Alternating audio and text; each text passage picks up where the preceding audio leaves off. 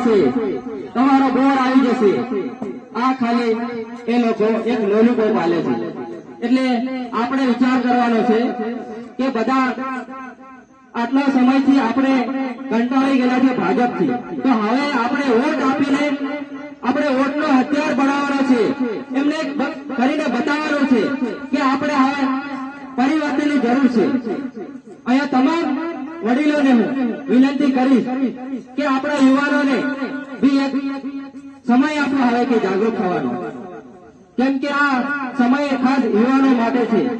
એટલે આપણે દરેક જણ યુવાઓ સાથે ભાજપની સામે લડવાનું છે અને આપણે કોઈની ગુલામી, આપણે ઈમાનદાર છીએ એટલે આપણે કોઈની ગુલામી કરવાની નથી. આપણે વર્ષોથી એમની ગુલામી કરી આવ્યા છે. આપણા બાપ દાદા એમની પાછળ પડી અને અત્યારે મોટા નેતાઓ એમને પગે લાગવા જવાનું. હમણાં બધા રવિવાર ફરવા જાય છે, કોને ત્યાં કે ભાજપ વાળાને ત્યાં સભ્ય કે સંસદ સભ્ય જોડે જાય છે.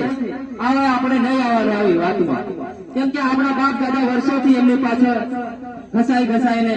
એટલે હવે આપણે યુવાને હું ખાસ કહું છું કે આપણે એક પરિવર્તનની જરૂર છે. આપણે ઘણા વર્ષોથી આવી આપણે સહન કરી રહ્યા છીએ. એટલે હવે આપણે એક સમય આવી ગયો છે અને ચૂંટણી આવશે નજીક, એટલે તમને 500 કે 1000 રૂપિયા આપીને ખરીદાય. શું આપણી કિંમત 500 કે 1000 રૂપિયા છે? એક બિયરમાં કે ક્વાર્ટરમાં વેચાઈ જવાનું છે? શું આપણી એટલી કેપેસિટી?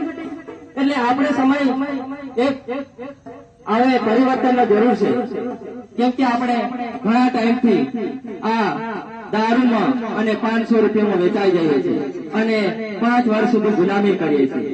આપણે 500 રૂપિયામાં વેચાઈ જઈએ અને 5 વર્ષ સુધી એમની ગુલામી કરવી આપણે નહીં નીકળ. એટલે આપણે હવે જાગૃત થવાનો સમય આવી ગયો છે.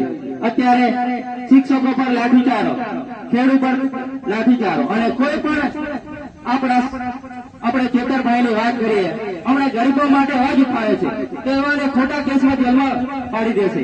એટલે આપણે હવે એક સમય આવી ગયો છે, કેમ કે આપણા ગુજરાતના એવા ચેતરભાઈ એક ટાઈગર જેવા છે, જે સમાજ માટે ગરીબો માટે લડે છે.